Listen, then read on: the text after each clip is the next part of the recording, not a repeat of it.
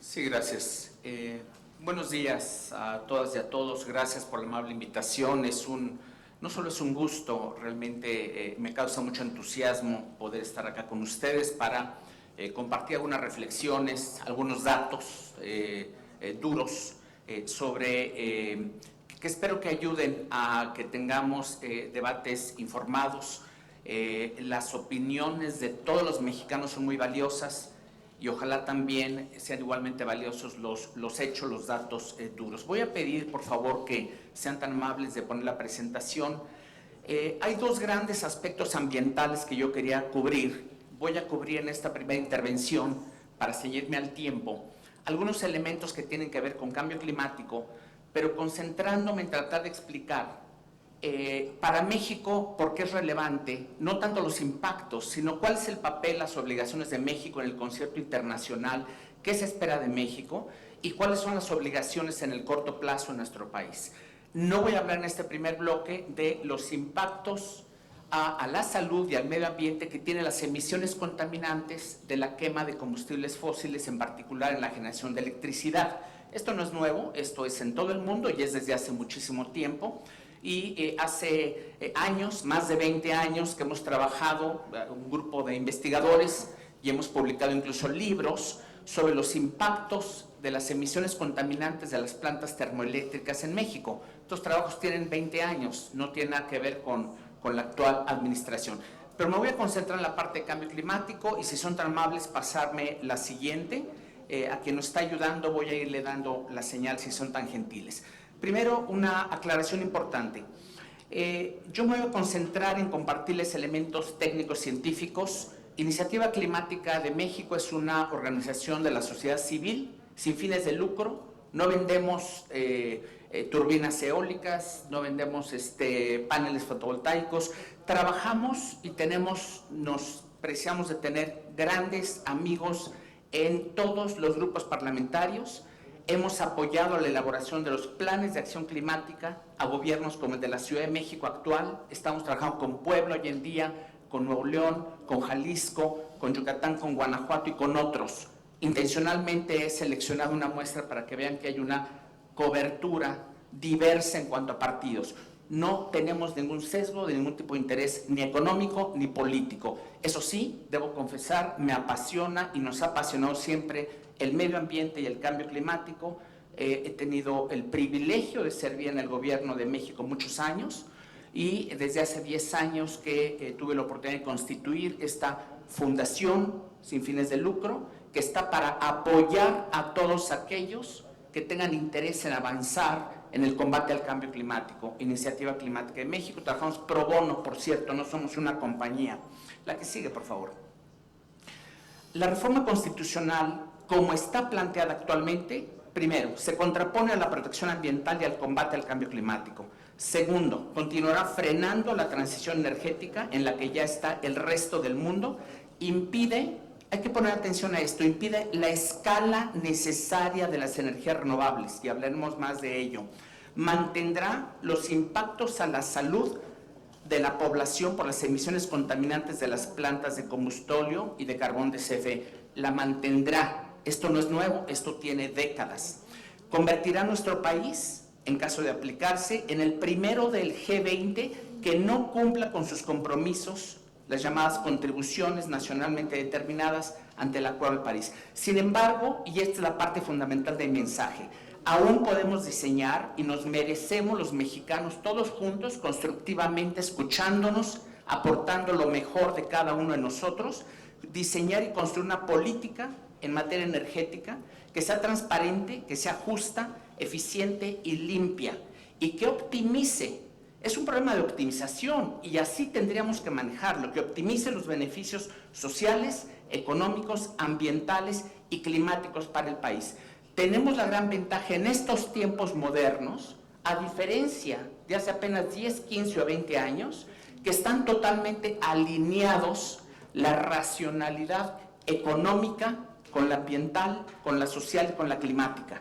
Podemos diseñar un marco en materia de energía que cumpla adecuadamente con todos esos criterios. Está a nuestro alcance, otros países lo están haciendo, démonos la oportunidad de hacerlo. La que sigue, por favor.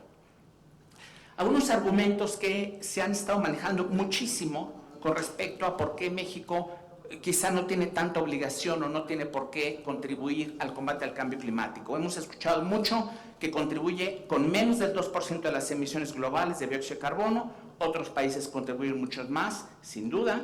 Las emisiones per cápita de México son mucho menores que las de Estados Unidos, Japón, Unión Europea, Australia.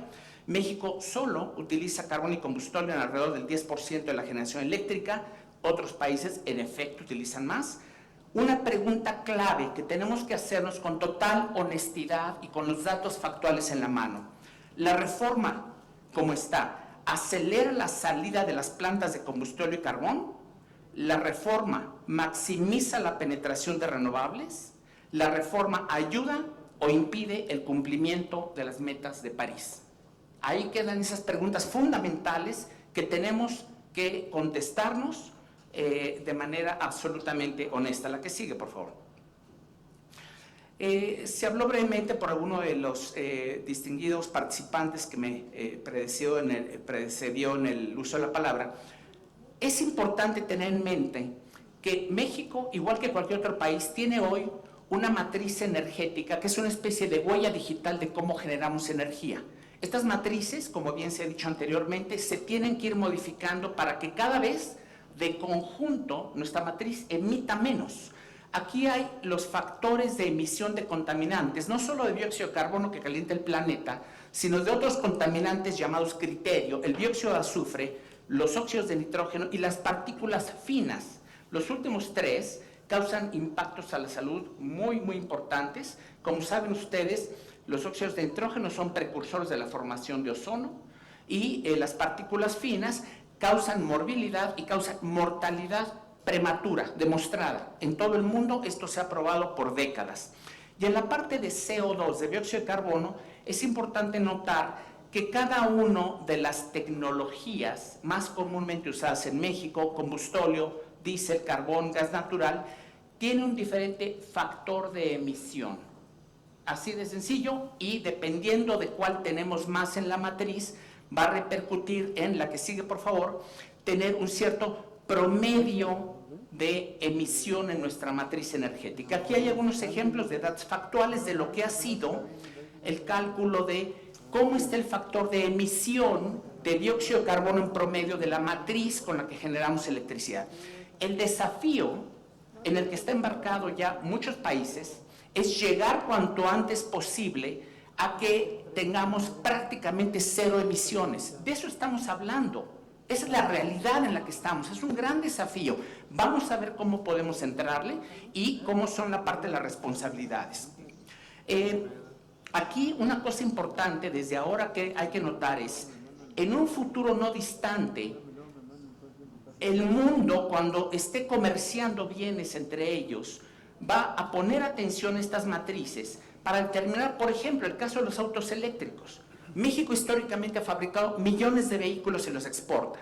En un futuro no lejano, el que se fabriquen en México autos eléctricos no va a ser suficientemente bueno para nuestro país para competir y tener empleos si esos autos se generaron, se fabricaron en un sitio que toma la electricidad de una matriz que todavía tiene relativamente altos niveles de emisión.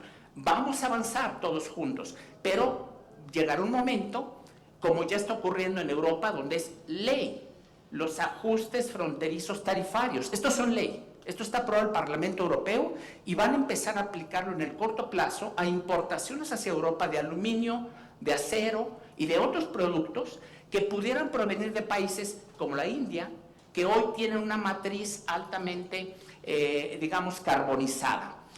Adelante, por favor.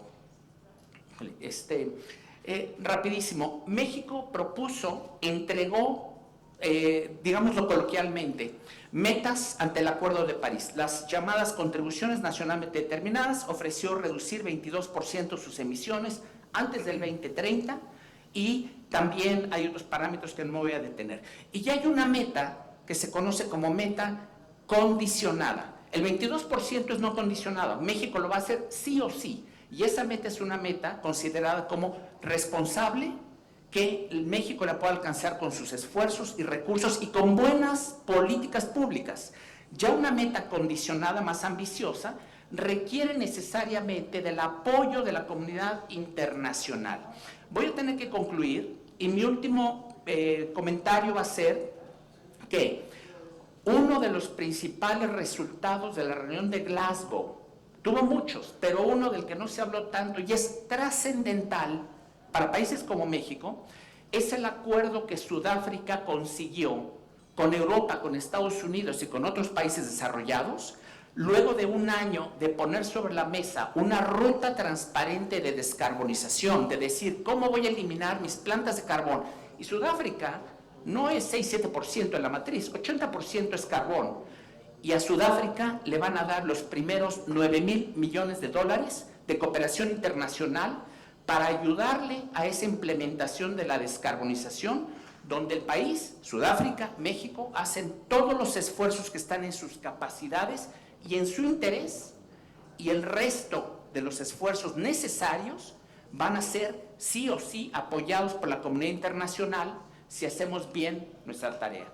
Gracias por la oportunidad.